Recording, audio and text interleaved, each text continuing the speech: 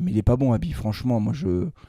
Là, l'entrée qu'il fait, alors, je vais pas le charger dans mon débrief parce que ça sert à rien, mais il est pas bon là. Il rate encore un contrôle, il intercepte pas le ballon.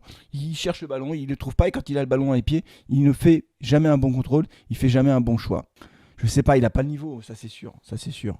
Je comprends pas que Claude Puel le laisse sur le terrain, mais on n'en a pas d'autres attaquants. Trop faible, trop lent, c'est vrai, pas assez technique.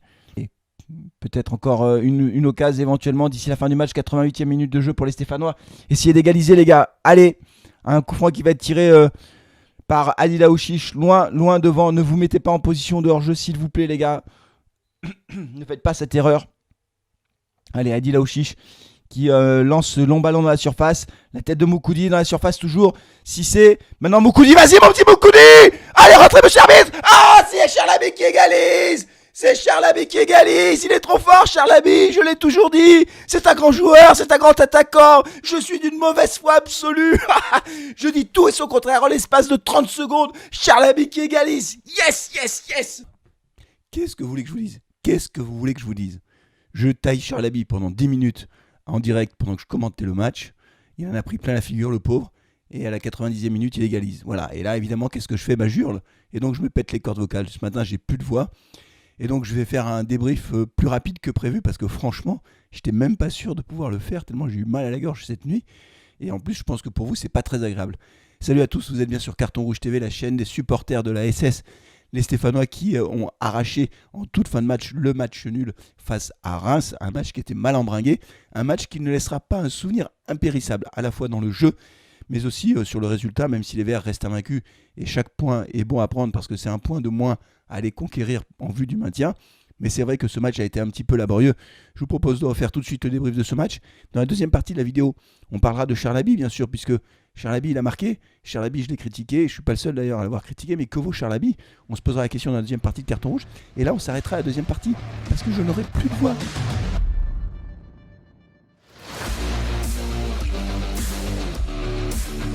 Allez, c'est un petit match nul que les Verts ont arraché face à Reims.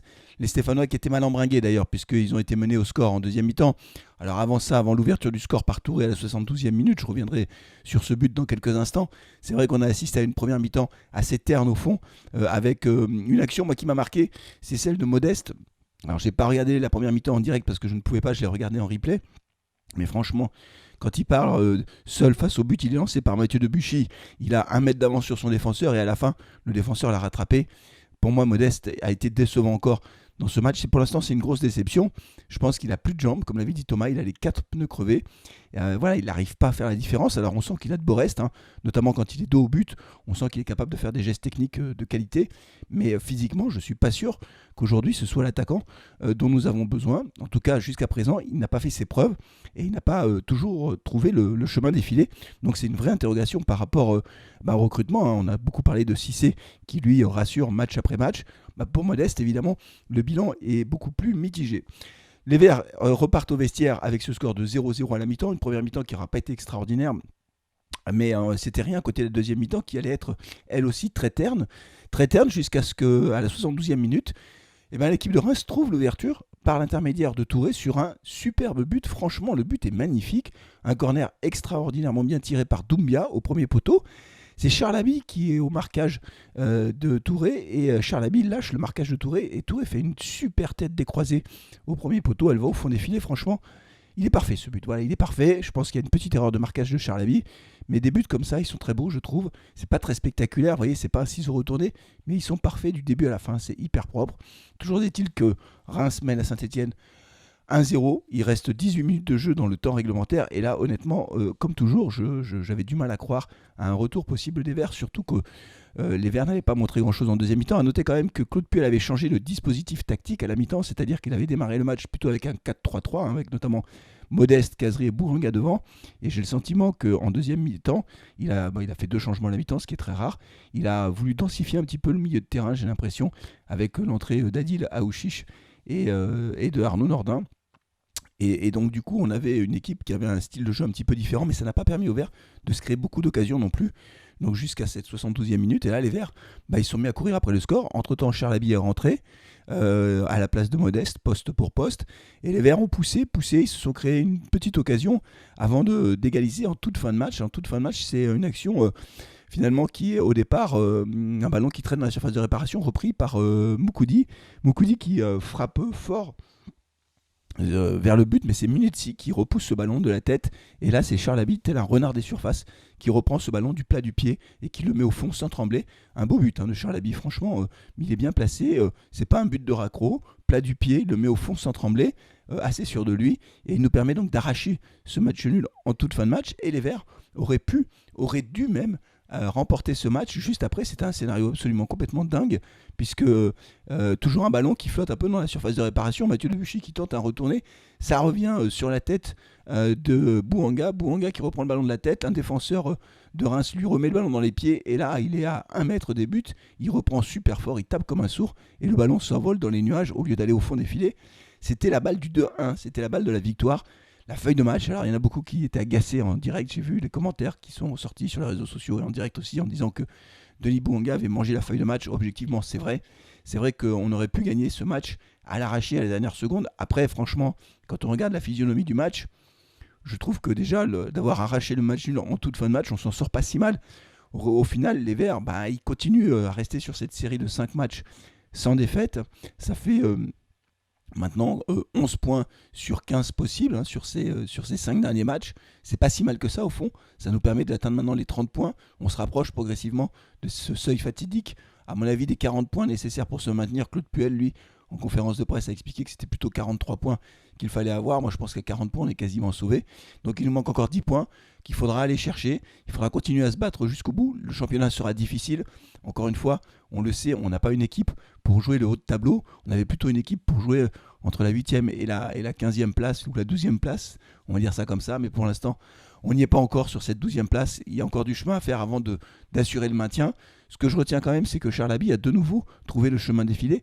Ça, c'est pas mal, mais on en parle tout de suite dans la deuxième et dernière partie de carton rouge. Vous voyez, j'ai plus de voix là, c'est cuit là, je souffre le martyr.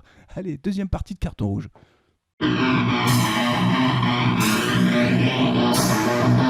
Allez, on va évoquer le dossier Charlaby dans cette deuxième et dernière partie de carton rouge.